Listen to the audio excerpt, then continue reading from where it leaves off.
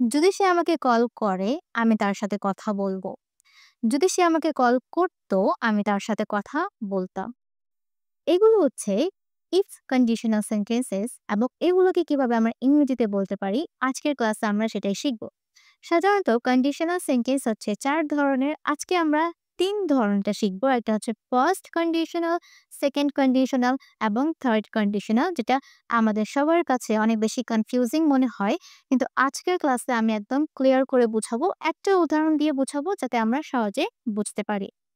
যদি সে আমাকে কল করে, আমি তার সাথে কথা বলব। এটা হচ্ছে যদি সে কাজটা করবে তাহলে ভবিষ্যতে আমি তার সাথে কথা বলবো। এটা হচ্ছে ভবিষ্যতের সাথে রিলেটেড। যে সেন্টেন্সটা ফিউচারের সাথে রিলেটেড থাকবে যে আমি করব, সেটা হয়ে যাবে ফার্স্ট কন্ডিশনাল সেন্টেন্স। এবং ফার্স্ট কন্ডিশনাল সেন্টেন্স সাধারণত আমরা এইভাবে বলে থাকি। যেমন ভবিষ্যৎ সম্ভাবনা। ভবিষ্যৎ সম্ভাবনা বলতে কি বোঝাচ্ছি? যদি হয় তাহলে করব। ওকে, এটার স্ট্রাকচার হচ্ছে ইফ, প্রেজেন্ট সিম্পল, উইল, ভার্বের base form.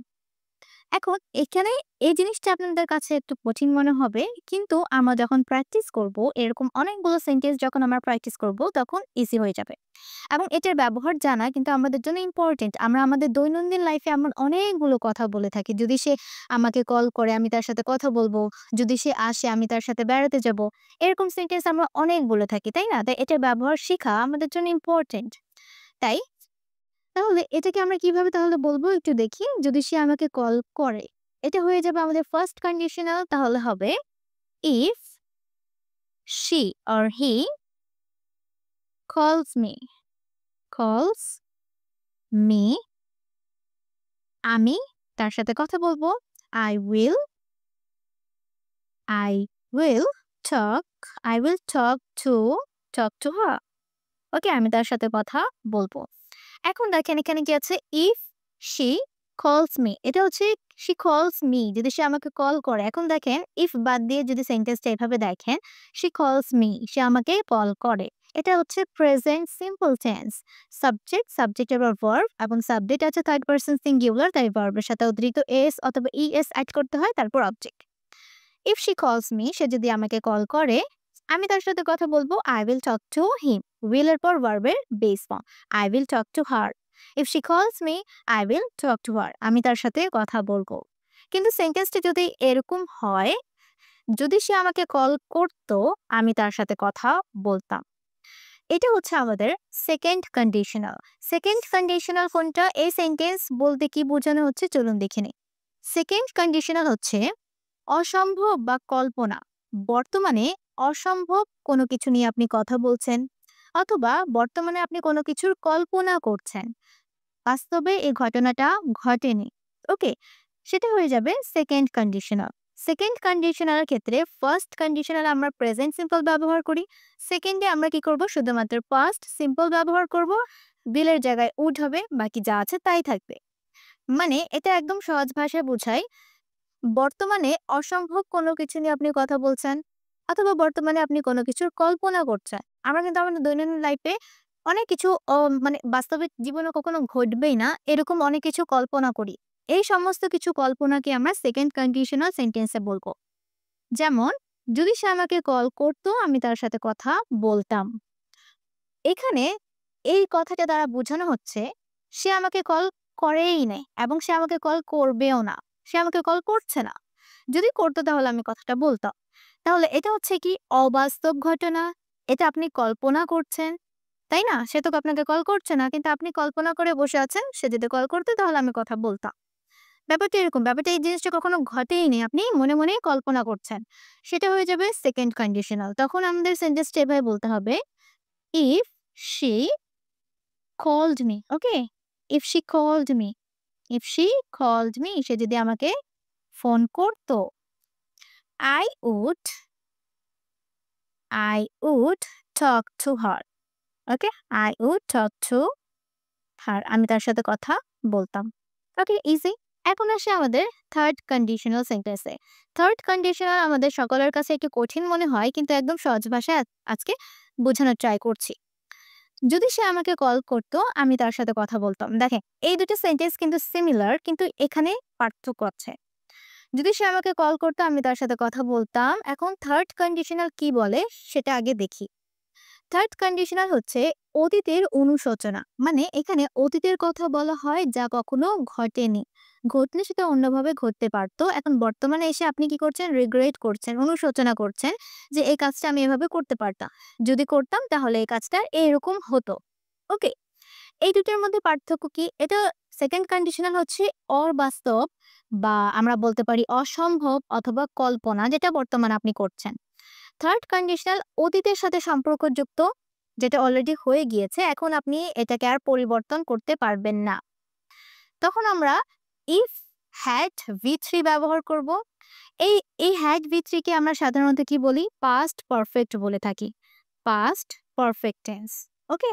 Past perfect tense বলে থাকি। যারা আমরা পাস্ট পারফেক্ট টেন্স ব্যবহার করতে পারি তাদের জন্য অনেক ইজি। ইফ পাস্ট পারফেক্ট তারপর would have V3।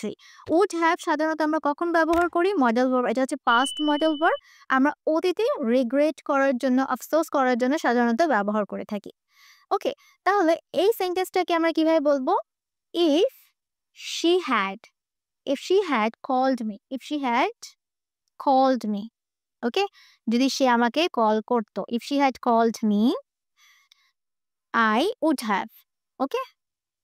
I would have talked, I would have talked to her, আমি তার সাথে কথা বলতাম। এখন এই ২ টা সেন্টেন্সের মধ্যে পার্থক্য আরেকবার আপনাদেরকে বুঝিয়ে দেই। যদি সে আমাকে কল করতো, আমি তার সাথে কথা বলতাম। এটা হচ্ছে কল্পনা। আমি বর্তমানে কল্পনা করছি যে সে আমাকে কল করলে আমি তার সাথে কথা বলতাম। বাট সে আমাকে কল করছে না। ব্যাপারটা এরকম। কিন্তু এই সেন্টেন্সটা বলতে বোঝানো হচ্ছে যখন আমরা এই সেন্টেন্সটা বলবো ইংলিশে, তার মানে হবে যে সে আমাকে অতীতে কল করেই নাই, তাই আমি কথাও বলতে পারি নাই। এই ঘটনাটা কখনো ঘটেই নাই। ওকে? এখন বর্তমানে এসে আপনি আফসোস করছেন যে সে যদি আমাকে কল করতো তাহলে আমি কথাটা বলতাম। এরকম ব্যাপারটা। আরেকটা উদাহরণ দেই তাহলে সহজে বুঝতে পারবো। এই সেন্টেন্সকে যখন আমরা মুখে বলবো তখন এই সেন্টেন্সটা অনেক বড় হয়ে যাবে যে if she had called me, তাই আমরা শর্ট ফর্মে বলতে পারি if she'd called me I'd have talked to her. she'd বলতে বোঝানো হচ্ছে she had আর I'd বলতে বোঝানো হচ্ছে I would have. এখানে দেখেন এই ডি এর মানে কিন্তু উড ও হয় এবং হ্যাড ও হয়। সেন্টেন্স আপনি যাকে বলবেন সে অলরেডি বুঝে যাবে যে আপনি কি বলতে চাচ্ছেন। Okay? If she'd called me I'd have talk to her. Okay, আপনাদের সুবিধার্থে আরেকটা উদাহরণ দিয়ে বুঝাচ্ছি। যদি আমি ধনী হই, আমি পৃথিবী ঘুরে দেখব। যদি আমি ধনী হই, আমি ফিউচারে এই কাজটা করব। এটা হয়ে যাবে ফার্স্ট কন্ডিশনাল, তাই বলতে হবে ইফ ইফ আই, যদি আমি ধনী হই, if I become if I become if I become rich, আমি যদি ধনী হই, I will, okay, I will travel the world. আমি পৃথিবী ঘুরে দেখব। ওকে? এটা হচ্ছে ফিউচারে আমি এই কাজটা করব। If I become rich, I will travel the world. যদি আমি ধনী হতাম, আমি পৃথিবী ঘুরে দেখতাম। এটা হচ্ছে কল্পনা করছি। এটা হচ্ছে অবাস্তব কোনো কিছু। আমি কল্পনা করছি বর্তমানে যে আমি এই কাজটা যদি হতো তাহলে আমি করতাম। তখন এটা সেকেন্ড কন্ডিশনাল বলতে হবে if I were, if I were rich, আমি যদি ধনী হতাম I would travel, okay? I would travel the world. আমি পৃথিবী ঘুরে দেখতাম। ওকে, এটা হচ্ছে অবাস্তব কথা। এখানে কোনো সত্যতা নেই।